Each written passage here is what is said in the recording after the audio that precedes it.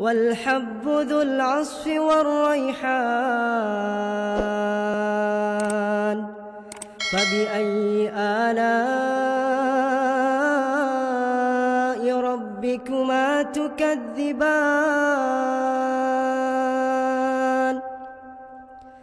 Ya, tadi ada yang tanya, ya dia melihat bahwa dia mendengar bahwa saya katakan kalau hidup ini aman-aman aja nggak ada ujian, kita jangan merasa tenang. Ini perlu dikritisi karena sahabat mengatakan seperti itu.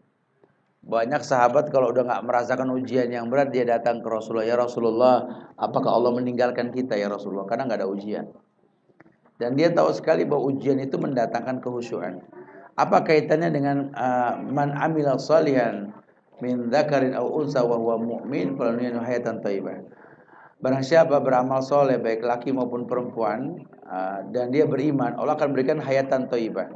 Hayatan thayyibah, kehidupan yang wangi, yang baik, bukan kehidupan yang tenang tok. Karena kehidupan yang baik itu seperti kehidupan para nabi, para sahabat itu kan wangi-wangi mereka kan. Cuma bukan berarti nggak diuji. Wanginya kehidupan Ali dengan Fatimah. Buat apa Nabi memanggil dia ya Abat Turab, wahai lelaki yang berdebu. Kenapa? Karena Ali juga pegal sama Fatimah. Ketika dia pegal, dia tetap berguling-guling di pasir gitu loh ya. Artinya dia diuji bukan tidak ya. Bagaimana sahabat Nabi hayatan thayyibah diuji sama Aisyah yang cemburu, menampar mangkuk supnya Saudah gitu kan, dan lain sebagainya. Bukan berarti nggak ada ujian, ujian pasti ada. Makanya dibilang tadi di kelanjutan bahasa tadi di awal, ujian itu melambangkan adanya kehidupan. Karena kalau orang sudah nggak diuji, ini yang kita mesti hati-hati. Kok hidup aman-aman aja gitu loh ya. Jadi makin tinggi pohon, makin kuat anginnya lah. Pasti ujian itu akan terjadi buat kita gitu ya. Kemudian yang kedua, apa tadi? Ayo. Bagaimana menyikapi lain syakartum la'azidannakum wa la in kafartum inna adzabi lasyadid. Ini kan ta'adzana rabbukum. Ketika Rob kamu yang menciptakan kamu tuh mengumandangkan ucapan, kalau kalian bersyukur ku tambah, kalau kalian berkufur adalah azabku sangat pedih. Iya, ini janji Allah. Sebenarnya ini cara Allah menambah takdir yang Allah telah takdirkan ke manusia. Allah telah takdirkan rezeki kita segini seminggu, gitu ya, sebulan, setahun. Tapi dengan cara kita bersyukur, bukan kita malah berbuat kufur. Karena berbuat kufur apa? Kita full lembur tiap hari sampai zolim sama badan. Totalnya itu kan dapat nilai lebih. Padahal zolim. Bukan begitu cara menambah nilai. Tapi nilai yang ada ini letakkan pada tempatnya. Uang Anda yang pas-pasan ya tetap orang tua jangan dilupakan, fakir miskin. Nanti di luar dugaan deh, Allah akan berikan rezeki yang di luar dugaan tersebut ada nanti insya Allah gitu ya. Makanya lihat teknik dagangnya orang-orang Arab. Kalau antum sudah umroh antum tahu kan, di kebun korma itu antum boleh makan korma di tempat pedagang korma sepuas-puasnya nyobain. Asal jangan dibawa pulang pokoknya gitu ya. Antum makan dimodelin teh manis di belakang kebun kormanya itu. Makan nggak apa-apa, majanan ya akhi. Ya balas gratis. Mereka nggak takut miskin karena menjamu tamu. Nah, ya ini nggak di negeri lain nggak ketemu kayak begini. Kenapa? Karena Allah kan tambah, terbukti kok. Mereka besar sekali keuntungannya. Karena mereka tahu sekuat-kuatnya orang nyoba, gitu ya.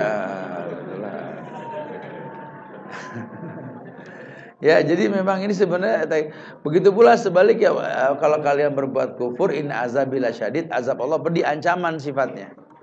Ya, azab itu berbentuk azab di akhirat nanti atau ujian ketika dia hidup. Nah, membedakannya gimana Ustaz antara azab dengan ujian? Ya antum bisa lihat yang diuji, yang diazab siapa. Kalau hujan turun deras, angin puting beliung, buat daerah yang baik agamanya itu ujian. Tapi buat daerah yang memang jauh dari keagamaan itu azab. Makanya saya kan suka bilang, orang suka curhat sama ustadz. Oh kita kajian lagi nih.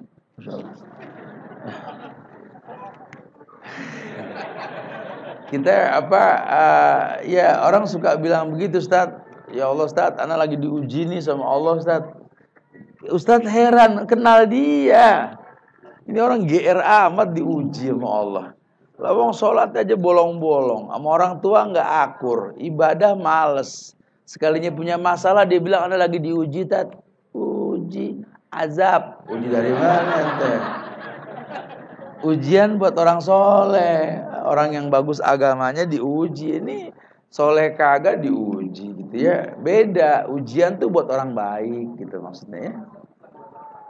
Ya orang yang berbuat salah. Orang yang berbuat salah berharap azab tersebut bisa mengembalikan dia gitu ya. Allahu a'lam bishawab. Nah, yuk kita kajian lagi nih ya. Apa tuh? Fadhal. Assalamualaikum warahmatullahi wabarakatuh. Waalaikumsalam warahmatullahi wabarakatuh. Ustaz mau nanya, apabila saya sedang dihadapkan satu kondisi di mana ada saudara saya yang membutuhkan bantuan saya, yaitu hutang dan pinjaman. Tapi di satu sisi saya ada uang, tapi itu sebetulnya untuk membayar hutang saya juga yang sudah jatuh tempo.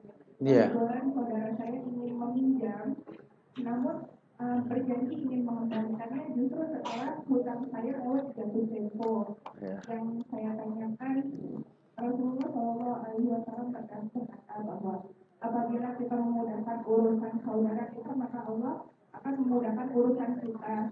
Namun yang jadi pertanyaannya di sini adalah masalahnya hutang Ustaz dan lewat jatuh tempo pada saat pengembaliannya. Itu yang pertama, baiknya bagaimana tindakan saya. Lalu yang kedua, apabila saya bilang tidak ada uang, apakah saya termasuk golongan orang yang munafik? Ayo, nah. Yang diajarkan itu dalam hutang piutang, kalau memang kita belum mampu membayar sebelum jatuh tempo, kita ada obrolan bahwa memang kita belum mampu untuk membayarnya, bukan menghindarinya atau nunggu dia menagih gitu loh. Artinya jangan timbulkan hal-hal yang menyebabkan kekesalan dan kecurigaan. Katakanlah sebenarnya apa adanya. Insya Allah kejujuran itu akan membuat tenang orang yang mendengarnya, insya Allah gitu ya. Nah kalau kita nggak mampu, kita berkata nggak mampu, bukan munafik, itu jujur namanya ya, nggak apa-apa. Makanya pelajaran buat kita bahwa kalau masih bisa bertahan untuk tidak berhutang, biasakanlah tidak berhutang. Karena hutang ini penyakit. Kalau sudah terbiasa, nggak enak kalau nggak berhutang. Padahal nanti kesulitan buat kita untuk kadang-kadang membayar. Bahkan kadang-kadang gara-gara hutang piutang ini banyak hubungan jadi terputus. Ya, persahabatan jadi nggak kental lagi karena hutang piutang. Saya doakan semoga Allah mudahkan membayar insya Allah ya. Mudah-mudahan. Ya, kita coba baca atu-atu nih. Assalamualaikum warahmatullahi wabarakatuh. Kenapa ya Ustadz, teman-teman ana masih aja gak malu umbar maksiat di sosmed, padahal sering ana share ilmu agama. Doakan ya Pak supaya semua manusia dikasih hidayah sunnah, amin. Siapa temannya? Ana sekretaris, apa boleh ana kasih senyum ke lawan jenis? Aduh, jawabannya berat nih ya. Ya senyumnya buat apa dulu ya? Kalau bakal menimbulkan fitnah ya nggak boleh. Ustadz, adakah keinginan saat ini untuk poligami? Ustadz ditanya poligami.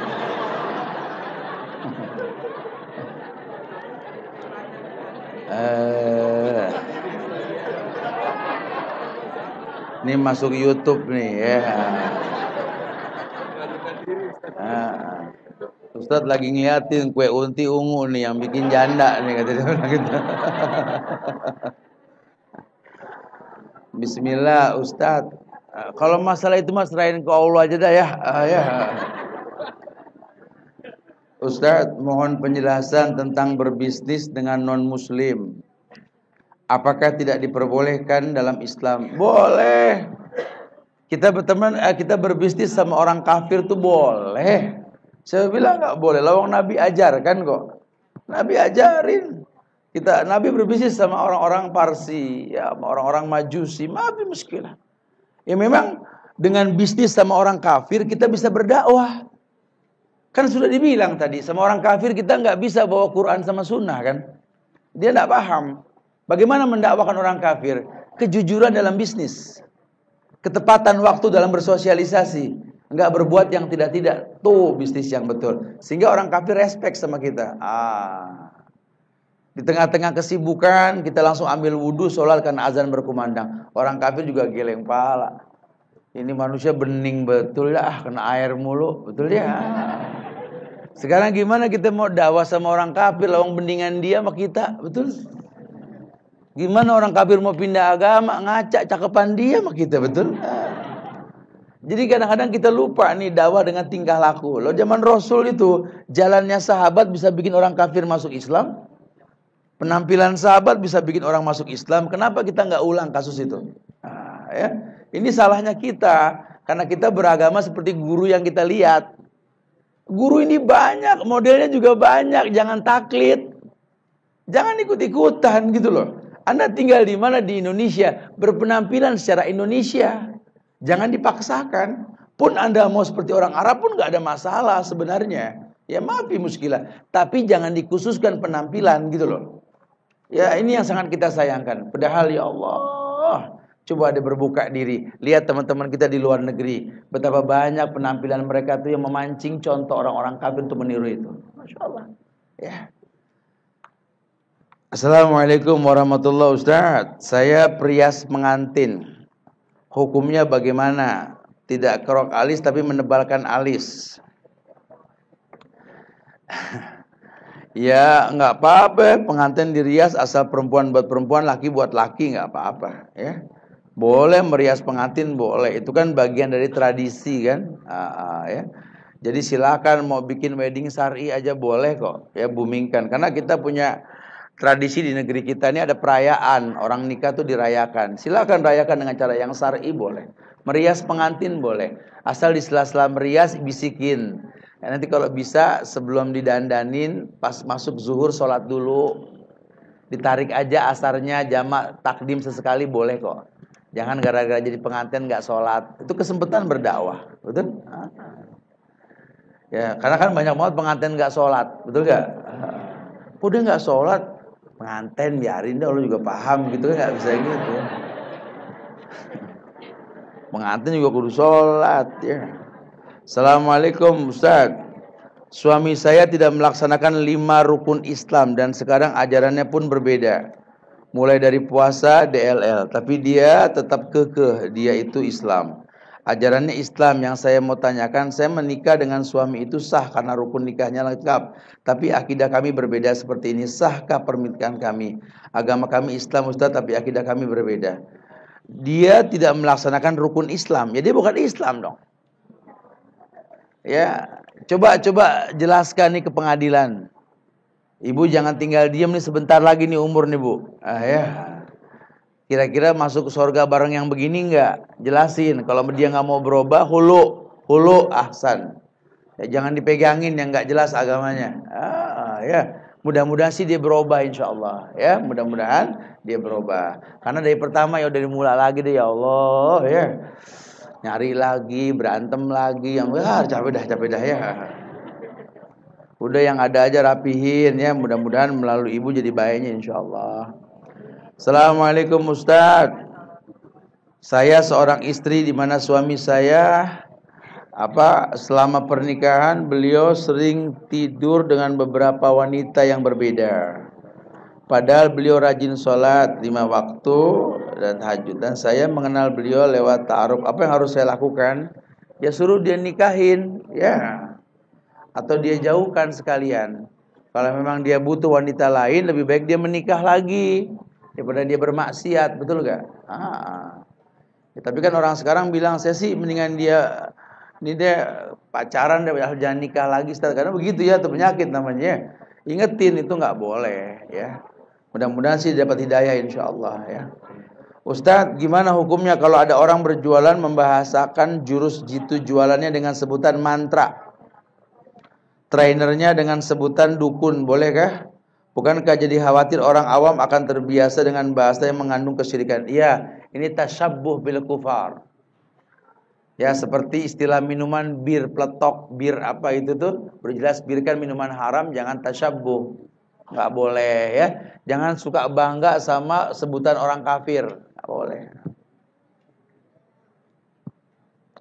Ustadz, bila nyanyian dilarang, bagaimana Ustadz sekarang banyak imam-imam masjid banyak membacakan surat-surat dengan merdu dan bernada seperti lagu. Ya beda, ya.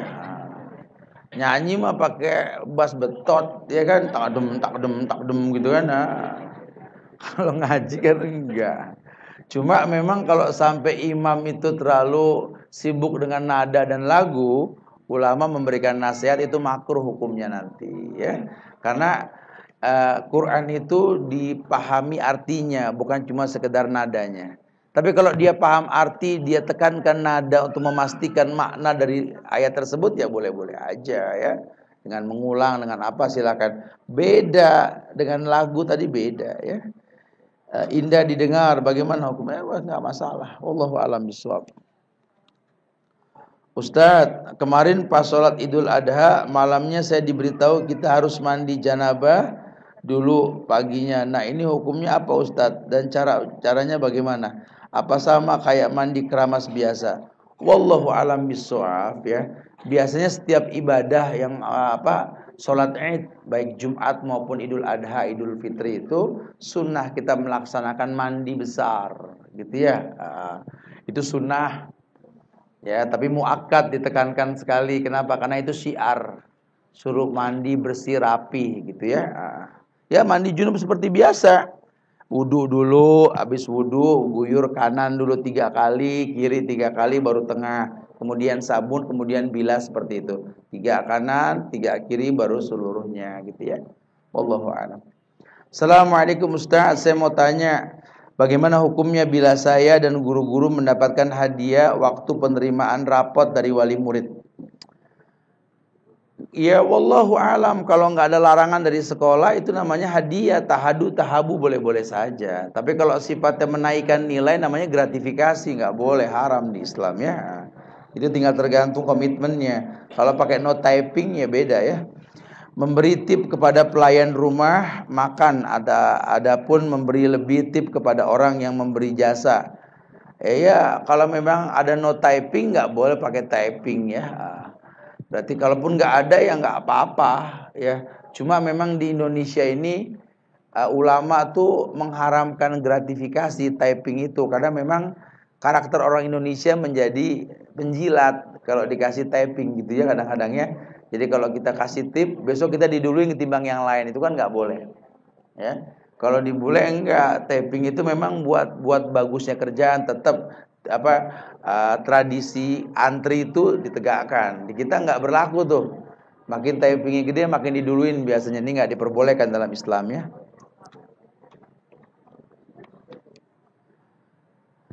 Assalamualaikum Ustaz, apakah pakaian bermotif atau corak termasuk tabarruj? Karena yang beredar di media sosial sering disebutkan tabarruj pakaian syar'i dikatakan polos dan berwarna gelap. Wallahu a'lam. Kalau bermotifnya itu memancing pandangan mungkin. Tapi kalau motif cuma sekedar motif yang memang nggak memancing pandangan, hukum asalnya boleh-boleh saja. Tapi ingat standarnya baju hijab untuk menolak pandangan, bukan memancing pandangan.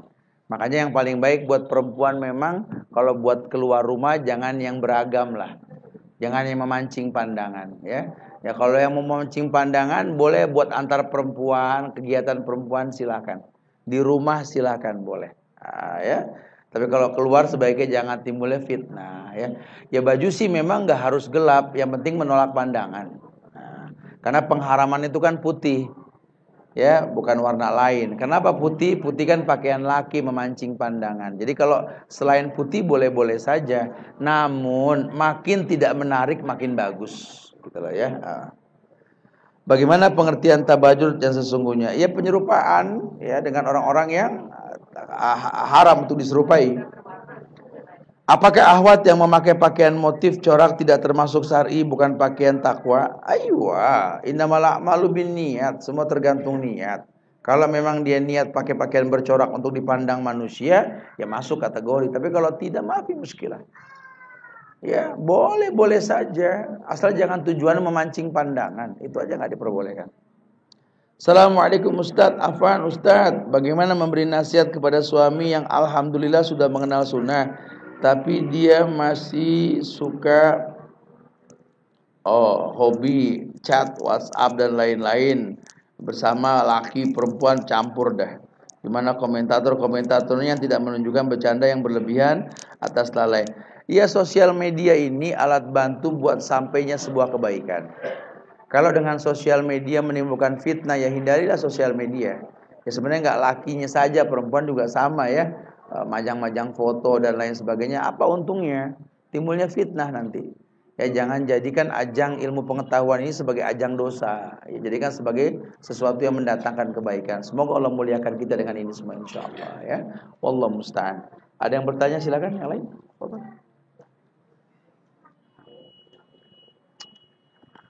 Khalas, antum na'am belakang silakan. Ya.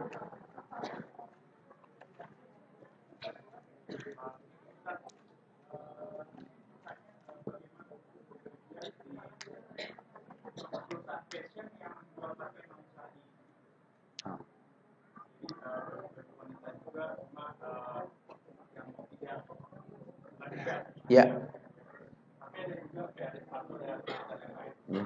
Ustaz, ada itu ya?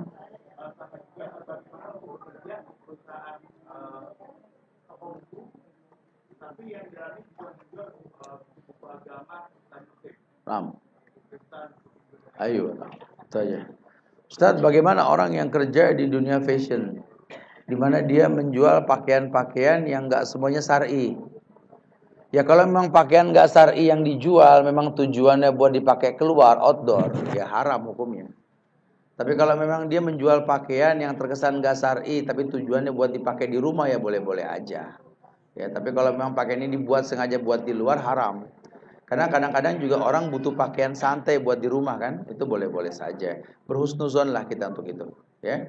Jadi kita bisa mendakwahkan ke orang-orang yang beli pakaian ini, kalau bisa sih pakai di rumah, jangan bawa keluar. Fitnah ini pakaian bagus, cuma nggak boleh aja, gitu ya, nggak ada masalah. Adapun tentang buku, di mana kita kerja di sebuah toko buku yang bercampur dengan buku-buku non Muslim, syubhat. Ima kita bisa memanfaatkan toko buku yang terkenal itu buat masuknya buku kita. Karena banyak orang-orang yang ilmiah tapi belum sunnah menjadikan toko buku yang bercampur ini toko buku yang besar ya, kayak Gramedia atau apa itu kan masih bercampur ya. Boleh-boleh saja, banyak kok buku sunnah yang dijual di situ. Syubhat ya, artinya meragukan. Sebaiknya sih jangan, tapi wallahu musta'an. Karena jujur banyak sekali teman-teman kita nih yang bingung. Kajian sunnah nyari bukunya di mana, cuma ngandelin orang dagang di kajian kan. Nggak ada toko buku khusus sunnah tuh nggak ada. Sekalinya ada yang nggak selengkap. Biasanya ngejual produk sendiri, biasanya begitu kan, agak susah. Makanya memang harus dibikin toko buku online nih, insyaallah. Ya mudah-mudahan sebentar lagi akan dibuat. Jadi kita nggak perlu beli buku, tapi cukup beli aplikasi untuk di online. Online itu nanti bisa dilihat buku, misalkan buku apa nih, buku Tazkiyatun Nafas yang harganya mahal. Tapi dengan dibuka di online itu kita cukup ngedownload, bayar 5.000. Nah itu kan lebih murah kan, tinggal baca. Nanti insya Allah akan dibuat sebentar lagi nanti. Bantu doa, aplikasinya lagi dibuat insya Allah ya. Wallahu a'lam bishawab. Khalas, taib. Insya Allah manfaat yang disampaikan buat anak pribadi. Satu lagi nih, wasit udah begini katanya. Nah, ya udah satu lagi deh, biarin deh. Satu lagi. Waalaikumsalam. Ada punya pengalaman waktu sholat di salah satu masjid besar di Indonesia itu, pas ada sholat wajib, pas zikir, atau ada acara zikir bareng Ustaz. Ya. Nah, ada kata tuh, mungkin pastinya di balik internasional. Iya. Terus pernah juga suatu saat sholat subuh di salah satu masjid juga, pas lagi pikir habis sholat pada main kepiting kan. Apa? Jadi habis sholat itu ada acara rokaat selawatan gitu. Oh, ketimpring. Katanya main kepiting. Terus nanti kalau misalkan suatu saat kejadian kayak gitu lagi, sebaiknya apa yang bisa lakukan? Ya udah, antum kepentingan antum untuk sholat aja udah. Setelah itu sudah pulang. Karena kan Rasul juga pernah sholat di Masjidil Haram di Ka'bah, sementara orang kafir pun beribadah kan. Sudah. Jangan jadi bingung. Kalau dia bikin dosa nyaman ganggu kita, kenapa kita bikin baik nggak nyaman ganggu dia, kan begitu ya. Artinya selesai urusan antum tinggalkan sudah. Ya semoga Allah jaga antum dimanapun insyaallah ya. Allah musta'an. Tapi insyaallah manfaat yang disampaikan. Minta maaf kalau ada kekurangan, kesempurnaan hanya milik Allah. Ya. Mungkin nanti untuk lebih mendalami materi, nanti insyaallah pada asar ada kajian di Mbok Berek itu, kalau boleh diiklankan kali ya. Mudah-mudahan fadhil silakan ya. Betul. Boleh, silakan Mbok Berek hadir semua ya insyaallah ya. Mudah-mudahan manfaat ya. Saya minta maaf kalau ada kekurangan, kesempurnaan hanya milik Allah. Tinggal nyebrang ya. Kita tuh dengan kafaratul majlis. Subhanakallahumma bihamdika asyhadu an la ilaha illa anta astaghfiruka wa atubu ilaik. Assalamualaikum warahmatullahi wabarakatuh. والحب ذو العصف والريحان فبأي آلاء ربكما تكذبان